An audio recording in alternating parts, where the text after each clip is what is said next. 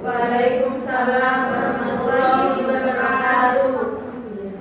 Selamat siang semuanya. Ya. Kami dari kelompok 2 di sini akan mempresentasikan hasil diskusi kami tentang rancangan pengendalian hama terpadu pada komoditas pangan. Untuk anggota kelompok 2 yang pertama yaitu ada Sylvia Dwi Ambi dengan nomor 021, Alif Nurmawati dengan nomor 023, Nadia Mufida dengan nomor 024, Umi Masma dengan nomor 029, dan Siska Yuliana Taubat dengan nomor 035. Untuk selanjutnya yaitu akan dipresentasikan oleh rekan saya.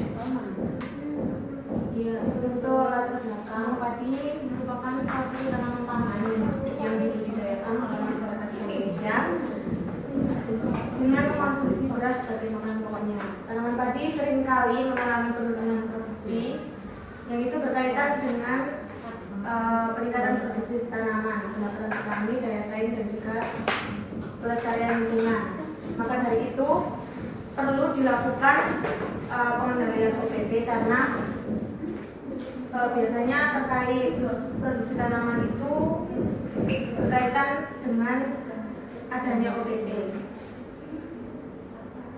yang dilakukan dengan tepat dan juga fokus pada prinsip bahwa sistem pengendalian di suatu wilayah dapat dilakukan secara tepat, cepat, efektif, efisien serta berwawasan lingkungan. Kemudian yang pertama ada hama belalang kembara atau Lodusta migratoriae. Belalang kembara merupakan salah satu hama yang menyebabkan faktor penghambat dalam program peningkatan produksi tanaman, terutama tanaman padi. Gejala serangan belalang kembara ini dimulai pada saat fase pertumbuhan vegetatif dengan gejala serangan yang terlihat dari bagian daun pertama yang robek akibat gigitan dari hama belalang tersebut.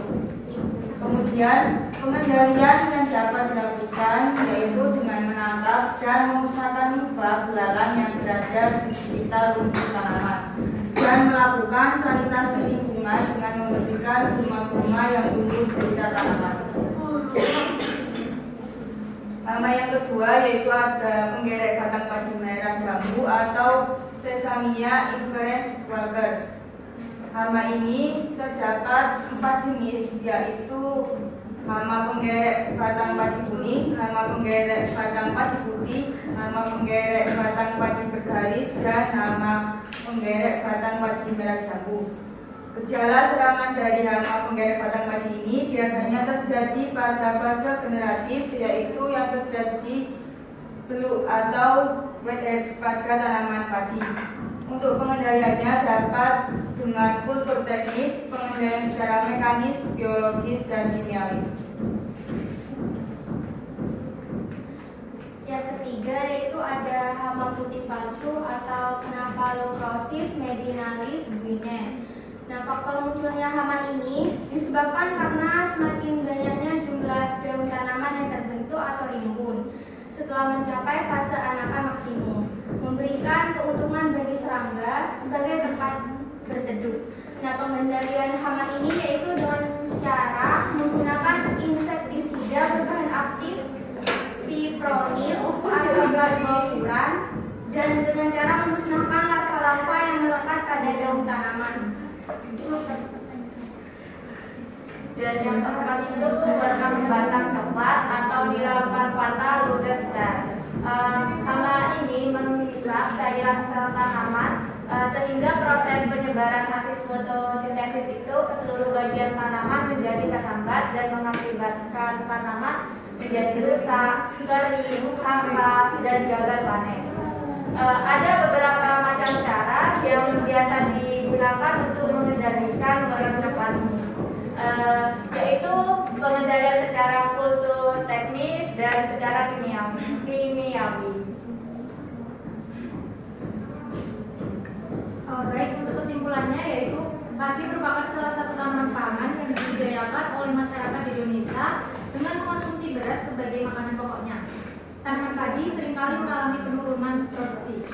Organisme pengganggu yang menyerang tanaman padi antara lain belalang kembara, penggerek batang padi merah jambu, hama putih palsu, dan burung batang coklat.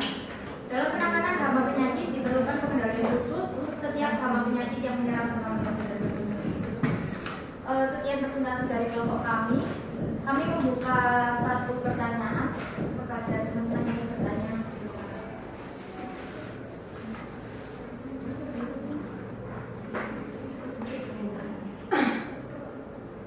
Kepada Mbak April, silakan menyampaikan pertanyaan. Baiklah, terima kasih. Saya izin bertanya terkait belalang. Itu kan tadi katanya untuk pengendaliannya ditangkap. Nah, ditangkapnya itu gimana? Apa menggunakan tangan atau menggunakan alat atau gimana? Baik, terima kasih atas pertanyaannya. Mungkin satu lagi kepada Mbak Fitri. Baik, terima kasih atas kesempatannya. Saya Kristiania Winisna ini dengan tim 026 izin bertanya. Tadi kan sudah dijelaskan beberapa hama ya. Nah, menurut kelompok kalian, hama mana yang paling berpeluang untuk menyebabkan kerusakan paling besar? Terima kasih. Terima kasih atas pertanyaannya. Mungkin dari kelompok kami akan diskusi terlebih dahulu untuk menjawab pertanyaan.